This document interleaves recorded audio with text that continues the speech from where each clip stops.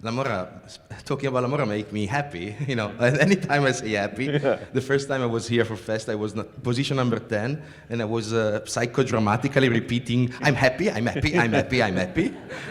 And actually today I confess to be happy again. First of all, I just told him, it's because I'm sitting next to Fabio, so he's like my Lady Gaga, so really like, maybe you're Bradley Cooper, maybe, I don't know. But really, no, the reason, instead, we're talking about 2019, La Morra in 2018, but let's be frank, Antonio, there are some vintages where really producers cannot shot straight to the pin. Now we have to construct some descriptors, periphrases, because we are not really convinced about the vintage. So strange things, let's say sugar the pill.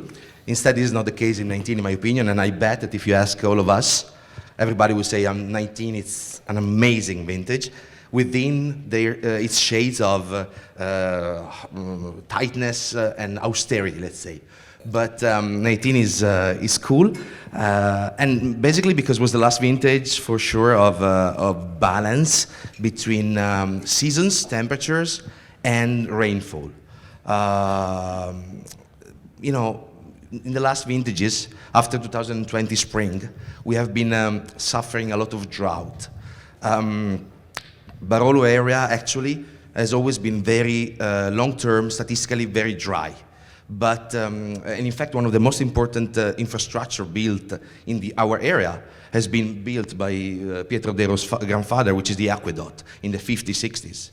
But since when I was a child, I've always been feeling the Barolo area where I live, a wet place. But now it's not that anymore. Instead, 19, with a good amount of temperature, or high temperature, but also with rainfall that was in the right moment, in the right quantity, that could hedge the heat that we have, well, allowed us, I think, I talk for me, but I think it's general, allowed us to get a very good ripeness. I think ripeness is you asked me, what are you going to talk about? Ripeness. So ripeness, I think, is the key of 2019, because I just tasted some wines now.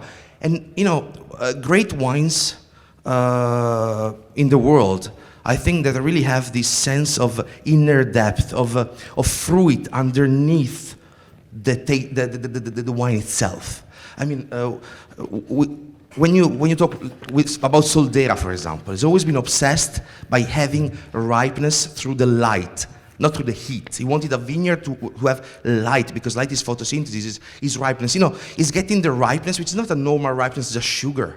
It's like, you know, we go to India and we pick a mango on a tree, we eat mango. But, you know, if we pick it in India, that is not just sugar. It's ripe, it's tasteful, it has some layers, some complexity, that if we ate that mango in Anchorage, in Minneapolis, in Albuquerque, wherever you wanna say, but then that mango was picked unripe, it was ripe in a container, it arrived here maybe sweet, but it's very tiring, it's a tiring sweetness. Instead, 19 allowed us to have a very interesting sweetness, interesting ripeness. And this is what for me is so cool of this vintage. And if you take the glass, I mean, this is the first wine of the day. I mean, allegedly. I hope that you don't. Official wine. Yeah, I mean, if you have a P2 Rosé this morning, okay, so congratulate. I mean, congratulations. I don't know, maybe. But first wine of the day, so also our mouth must be a bit used to wine, so please keep some of this wine to taste afterwards. It will be very interesting. But you said La Morra. The nose is this infusion of rose. Actually, 19, you have an extra kick of cherry, of blackberry concentration. We ferment in concrete because naturally it gives us low temperature fermentation to preserve this profile.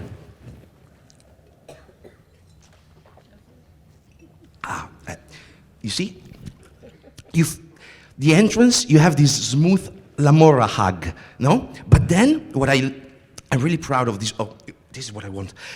What I'm really proud of this wine is the vibrancy, is like a vibrating spade going towards your mouth, and supported by the ripeness of the fruit. This is what I like of this wine, and I really am so happy when Antonio invited us, but also making this wine, because I think it's really our style. Our style is played on purity. So you're not going to find an explosion in the middle of your cheeks, but you find a lingering idea here, supported by the sweetness, because the sweetness, the smoothness you have at the end, this wine is technically 0.3 grams of sugar, so it's completely dry. But the ripeness of the fruit, that I said before, it wraps all these shades all together. And then I finish, because otherwise I go on. Otherwise it's time for lunch. Yeah, exactly. But then maybe, you might ask, how can you get this ripeness also with I talked about drought, I talked about dry season and changing. How can you get it? Well, in my opinion, the answer is one, is scouting, selecting, hiring, and working with the most reliable people you can. Sorry, I'm moving because I decided to bring my team here today, because without them, I couldn't be here. When it's 100 degrees Fahrenheit outside, we are with them. And last year I said, if Antonio will invite us, we go together. And so that's why you are here. Thank you guys, really. Let's make a big applause to them even more.